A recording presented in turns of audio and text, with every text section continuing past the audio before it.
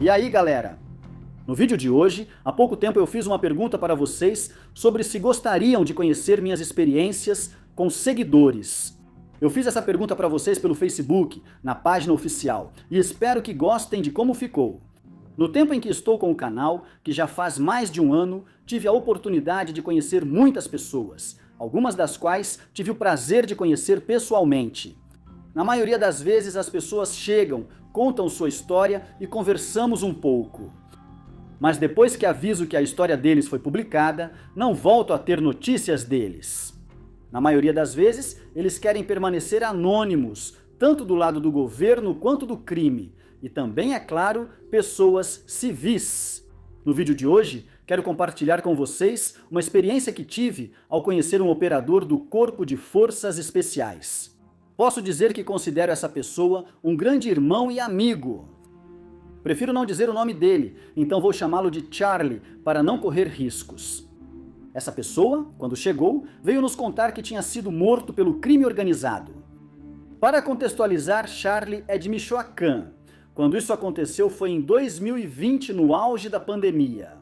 Charlie queria pedir permissão para sair de férias, porque sua família entrou em contato com ele para dizer que seu pai estava muito doente. A situação dele era crítica, pois não conseguia respirar, e na pandemia quase nenhum médico queria atender, provavelmente por medo de contágio. Ele corria o risco de ser entubado. A mãe de Charlie já é idosa, e com a pandemia a situação podia ser difícil. Em 2000 forças especiais, foi transferido para a cidade do Hospital Regional Militar, que também passou por transferências. Charlie pediu ao comando para tirar férias e cuidar dele, mas o pedido foi negado. Um capitão, que era um COS, um cais, veio perguntar se ele era médico, para que queria tirar férias, e ao invés de apoiá-lo, disse que ele ia morrer de operações no norte do país, onde todos sabemos que é perigoso e sempre tem confusão. Mas Charlie, longe de desejar o mal para ele, disse: Entendido, meu capitão. Respeitosamente, tomara que Deus dê saúde aos seus familiares para que algum dia o senhor não precise estar no meu lugar. E dito e feito, pouco tempo depois, eles foram para aquele estado do norte para operações. Charlie falava com a mãe dele quando podia, sempre estava pensativo. Lá, ele ficou com um oficial de seção que era gente boa. Ele percebeu que ele estava estranho e desesperado. Se aproximou para perguntar o motivo, achando que faria algo com sua arma por causa de uma mulher. Mas não era isso. Ele estava desesperado, então, em vez de julgá-lo, disse que o chamaria para tomar umas geladas quando saíssem. Esse oficial disse que ele pudesse dar entrada melhor no pedido de férias. O capitão nem encaminhou o pedido dele, então Charlie foi direto falar com o escrivão no posto de comando. Depois de oferecer um café da manhã, embora a resposta tenha demorado dias, suas férias foram autorizadas. Charlie deixou suas coisas, seu equipamento, porque iam levá-lo até a rodoviária. Lá, um sargento perguntou quanto tempo faltava para o ônibus dele e disseram que faltavam 3 horas. Após isso, os companheiros partiram e ele permaneceu sentado, usando um boné para não chamar atenção. E em um desses momentos, um homem com uma arma curta se aproximou dele. Queriam que ele o seguisse. Em seguida surgiu outro homem. Queriam que ele o seguisse e entrasse na caminhonete. Charlie realmente ficou nervoso, como qualquer ser humano. Levaram ele para um galpão e queriam interrogá-lo. Depois de um tempo, tiraram a venda dele, porque ele estava vendado. Deram um telefone a ele para conversarem e explicaram o motivo do sequestro. Como soldados de outros batalhões passavam informações aos inimigos, após revisarem o celular dele e não encontrarem nada, iam liberá-lo. Antes disso, queriam que ele trocasse tiros com um bandido.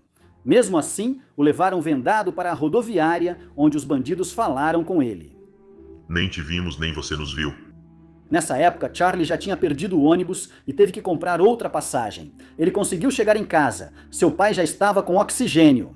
Ainda pensativo, Charlie se perguntou por que alguns chefes eram tão filhos da prontos com a tropa, já que sempre precisam dos subordinados. Agora, essa é a história de Charlie. É um pequeno resumo. Já conversei sobre muitos assuntos com ele. Muitos mesmo. No tempo em que o conheci, ele me contou um pouco da sua história no exército. Como ele menciona em sua história, ele é de Morelia e, como muitos de nós, teve muitos sonhos.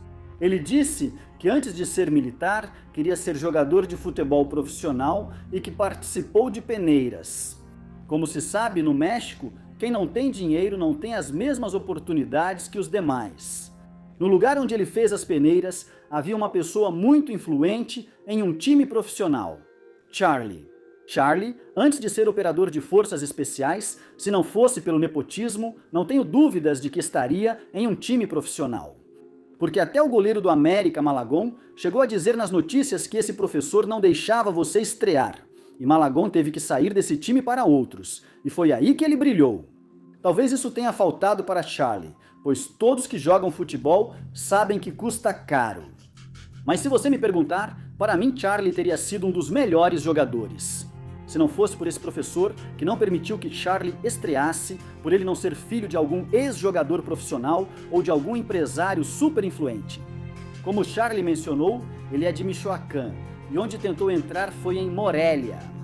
Lá havia um segundo sargento de infantaria que parecia que não fazia tanto tempo que tinha conseguido o cargo de recrutador.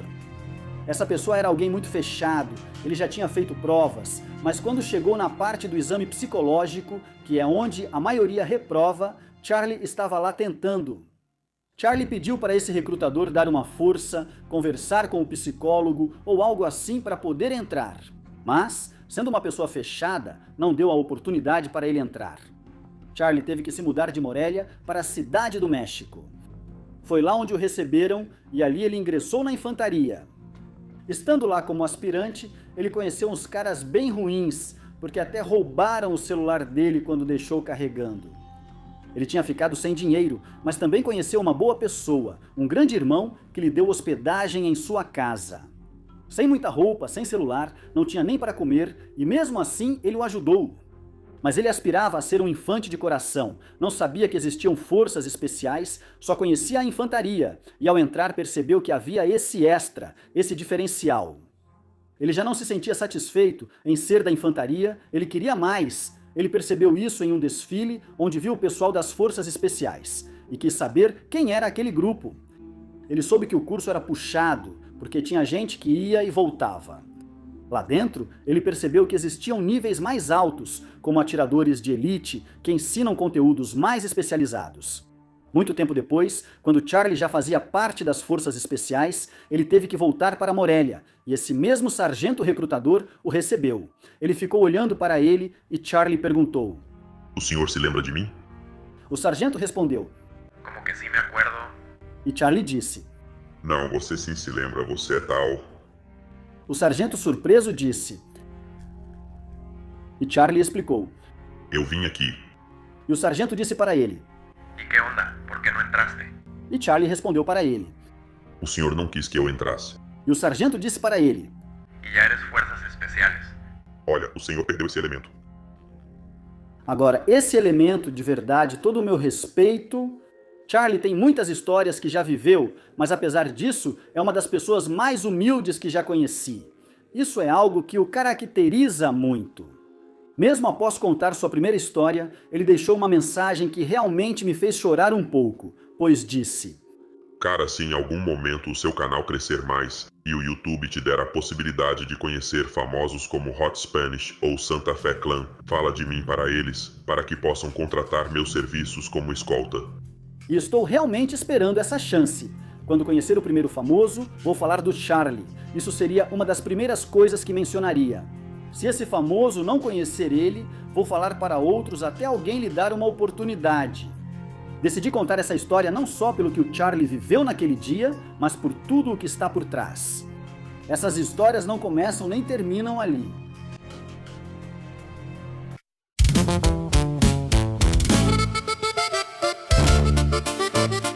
De Michoacán.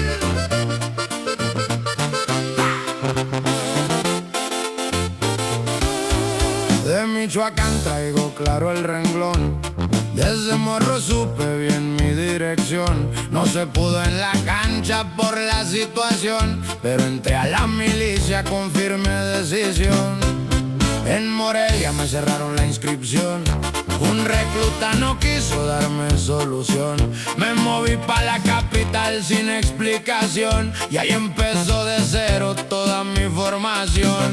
Pandemia dura, todo en tensión, mi jefe enfermo batallando la respiración. Pedí permiso con respeto al mando en función, pero me lo negaron sin consideración. Si no eres doctor, ¿pa' qué la petición? Y en corto me mandaron directo a operación. Enterado mi capitán, firme contestación, aunque por dentro cargaba toda la presión. No es de hablarlo, es de aguantar. Cuando toca firme no hay que dudar. Hay cosas que no se pueden explicar, pero se viven y se tienen que cargar. No era mi turno, pero me tocó estar. Cuando la vida se empezó a complicar, entre órdenes y ganas de regresar, uno aprende lo que es no poder fallar. No es de cuentos ni de aparentar, esto es real y se tiene que enfrentar. Aunque el alma se quiera quebrar, yo sigo firme, no me voy a ragar. Allá en el norte, todo al 100, un oficial notó que no estaba bien. Me vio pensativo, fuera de control también. Pensó que era por vieja, pero no era así el tren. Le conté lo que cargaba también y lejos de juzgarme se portó bien.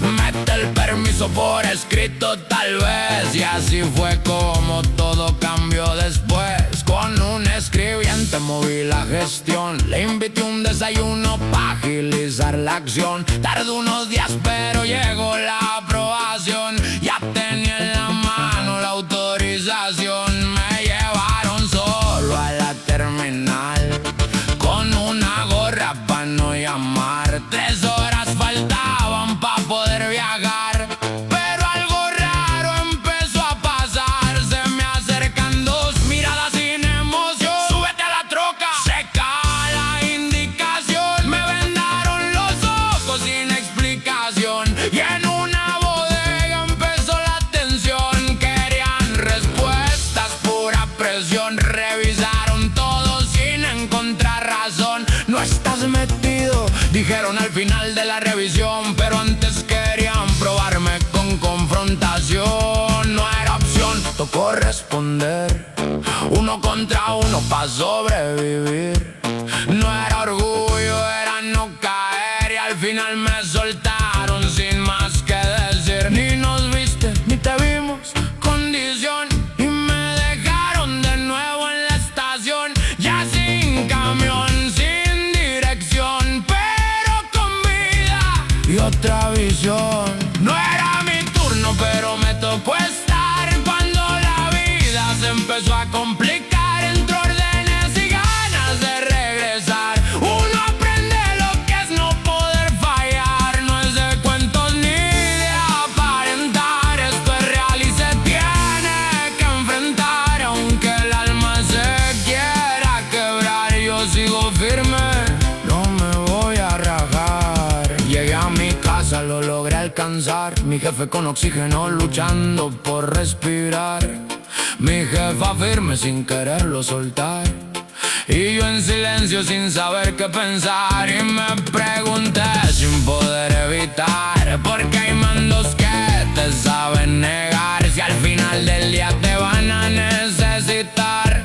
Cuando todo se tenga que enfrentar, no es de rango, es de humanidad. No es de mando, es de lealtad. No es de fuerza, es de verdad. Lo que cargas no se puede explicar.